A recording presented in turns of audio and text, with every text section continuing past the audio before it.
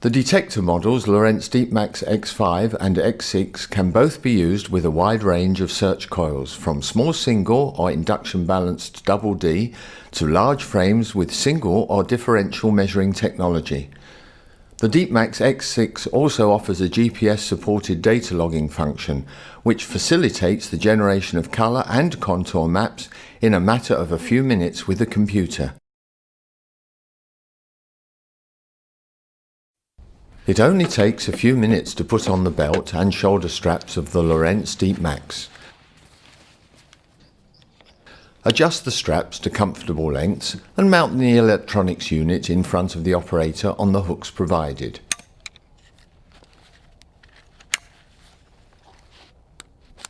The X6 is supplied with the GPS USB model, and this is also fixed in front of the operator on the shoulder strap and connected to the coil. The external battery pack is connected to the electronics unit. The DeepMax is now ready for use.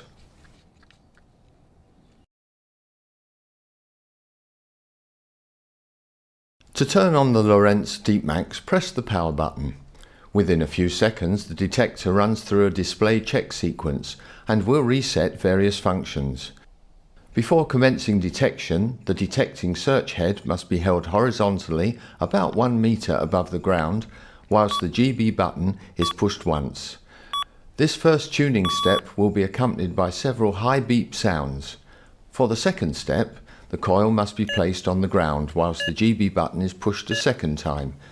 Several lower beep sounds and an arrow pointing to the ground on the display will indicate that the unit is tuning itself to the ground. The detector is now ready for use, and the coil can be moved from side to side in a systematical manner. If the unit was accidentally tuned whilst holding it over a buried metal object, the whole tuning process must be repeated, as otherwise misleading readings will occur. In addition to all functions available with the DeepMax X5, the DeepMax X6 is also equipped with the data logger function and the necessary GPS USB hard and software. Turn on the DeepMax with the power button. During the electronic self-checking sequence, all the icons will be illuminated. An automatic two-step ground balance tuning process is necessary.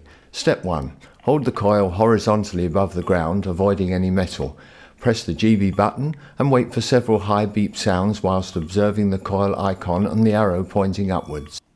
Once the arrow is pointing downwards, perform step 2 by lowering the coil to the ground and pressing the GB button once again. After a few seconds, the low beep sounds will stop and the arrow icon will disappear, showing that the tuning process is complete. It is also possible to alter the ground settings manually by turning the G1 or G2 controls during operation. A number will indicate the setting. Finding the position with the lowest audio or bar graph indication is relatively easy. To open a menu, press the menu control until a function icon starts to flash. Rotate the same control to choose the required operation mode. Rotate the select control to alter the parameters.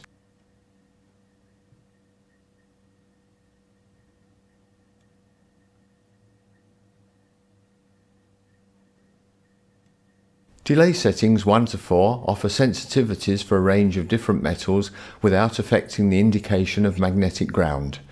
Ground settings compensate for heavily mineralized soils containing plenty of magnetic iron oxides.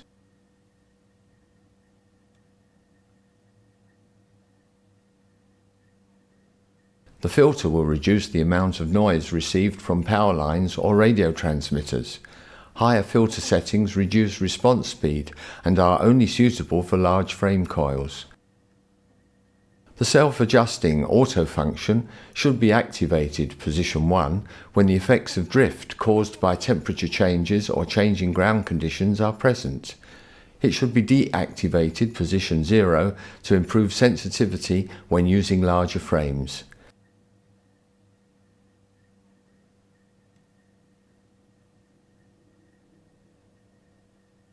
Sensitivity. 1 is the lowest sensitivity, 5 the highest sensitivity.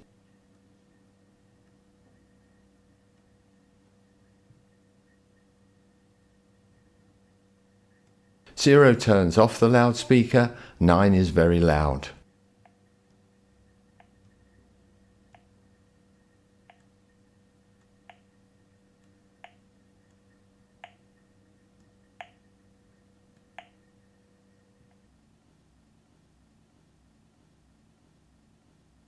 The D-log on the DeepMax X6 activates the data logger function. The frequency selector should be set to reduce the interference from power lines or radio's transmitter. Choose a position giving low noise, little bar graph indications and weak audio response.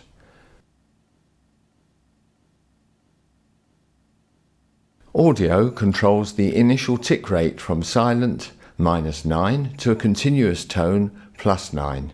For most applications, a setting near 0 is suitable.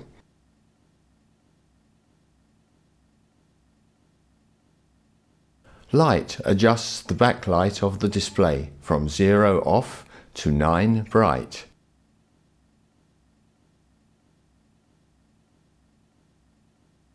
Tone provides two dynamic ranges, analog and logarithmic.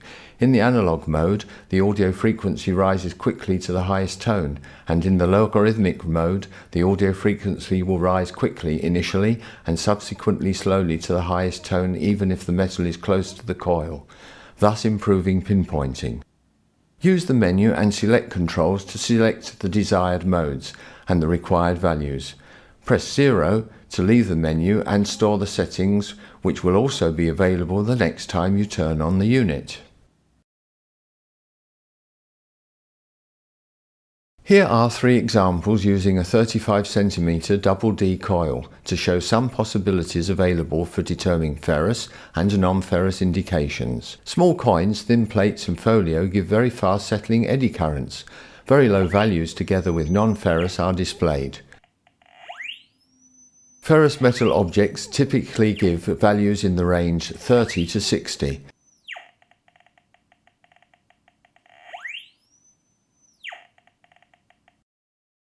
Occasionally, large ferrous metal objects will give a non-ferrous indication, however a reading between 50 and 60 indicates ferrous.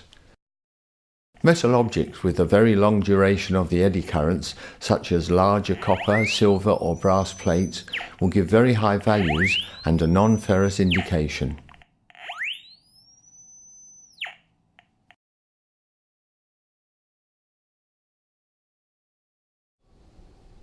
Before working with the DeepMax X6 data logger function, it is necessary to tune the unit to the ground. First, turn off the data logger by setting D-log to 0 and perform the two-step ground balancing procedure. Afterwards, turn on the data logger and with D-log set the required settings for meter, track, field and heading. The meter displays the remaining distance to the end of the track. The track indicates the number of the present track. The field shows the number of the field currently being investigated.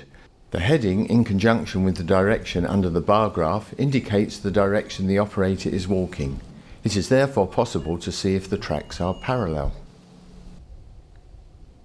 To start with a new field, press 0 once and start walking along the first track.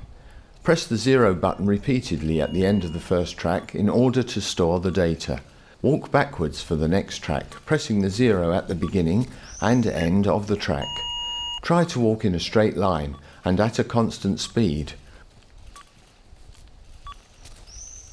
On completion of the last track, press GB to store the complete field data onto the USB stick.